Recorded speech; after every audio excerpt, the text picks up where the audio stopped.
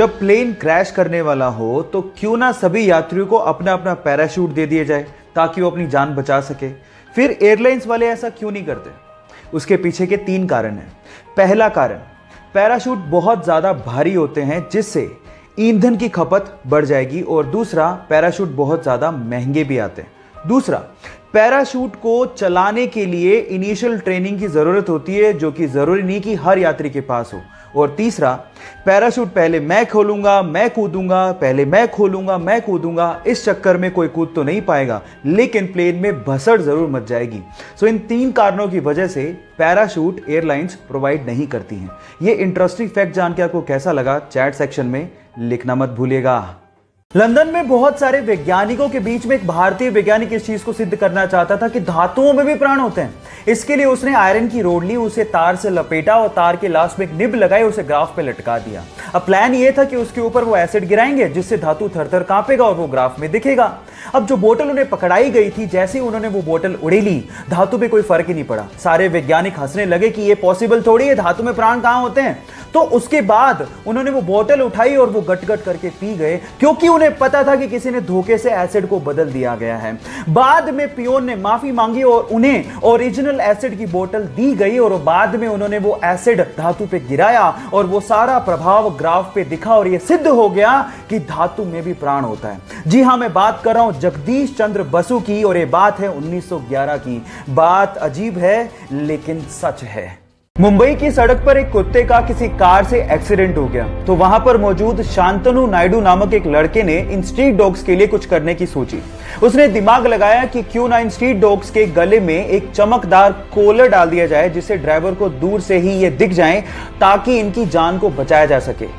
और उसने मुंबई में गली मोहल्लों में जाके सभी स्ट्रीट डॉग्स के गले में ये चमकदार कॉलर डाला भी।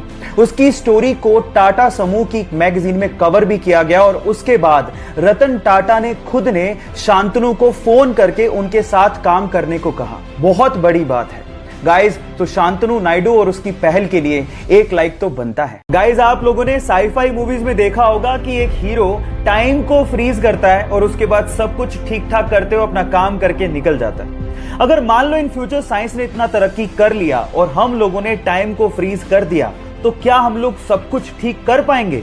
नहीं। साइंस की भाषा में अगर मैं आप लोगों को जवाब दूं तो टाइम फ्रीज करते ही हम अंधे हो जाएंगे, क्योंकि हम लोग देख तभी पाते हैं जब लाइट के फोटोन हमारी रेटिना पर टकराएं। लेकिन अगर हमने टाइम को फ्रीज कर दिया तो ये लाइट के फोटोन भी फ्रीज हो जाएंगे और हम लोग कुछ देख नहीं पाएंगे, बिल्कुल अंधे हो जाएंगे। क्या आप ये साइंस का फैक्ट इससे पहले तक जानते थे? और अगर नहीं जानते थे तो चैट सेक्शन में लिखना मत भूलिएगा। एक बार एक महिला अपने बच्चों के साथ एक ज्वेलरी शॉप पे जाती है और अपनी अंगुली से अंगूठी निकाल के सेल्समैन को देकर ये कहती है कि मुझे इसे बेचना है। तो सेल्समैन अंगूठी देखने के बाद उस महिला से पूछता है कि आप इसे क्यों बेचना चाहते हैं। तो महिला जवाब देती है कि इस वक्त मुझे पैसों की सख्त जरूरत है और अंगूठी बेचने के अलावा मेरे पास कोई चारा ही नहीं है। ये सुनकर सेल्समैन का दिल भर जाता है और उसके बाद जितने पैसों की जरूरत उस महिला को थी वो सेल्समैन उसे वो पैसे देता है, लेकिन आंखों से आंसू तब आ जाते हैं जब वो सेल्समैन उस रिंग को भी उस महिला को लौटा देता है। आप इस वीडियो में उस महिला के रिएक्शन उसके बाद देख सकते हैं। गाइस, इसे देख के लगता है कि इंसानियत आज भी जिंदा है। आपको ये इंसानियत का पैगाम कैसा लगा? लोगों के साथ शेयर जरूर करिएगा। ये कहानी है रूकी नाम के एक छोटे से कुत्ते की जिसने पैदा होते अपनी मां को खो दिया। अब उसे अपनी मां के बिना ही जीना था, लेकिन सौभाग्य से उसके मालिक की गाय से उसे मां का प्यार मिलने लगा। अब उस गाय को अपनी मां समझने लगा। वो पूरे दिन उसी के साथ खेलता, उसी के साथ खाता और वो उसकी लाइफ का हिस्सा बन चुकी थी। लेकिन एक दिन मालिक को पैसों की तंगी के चलते उस गाय को बेचना पड़ा। उसके बाद वो कुत्ता बहुत ज्यादा रोने लगा और उसने खाना भी छोड़ दिया।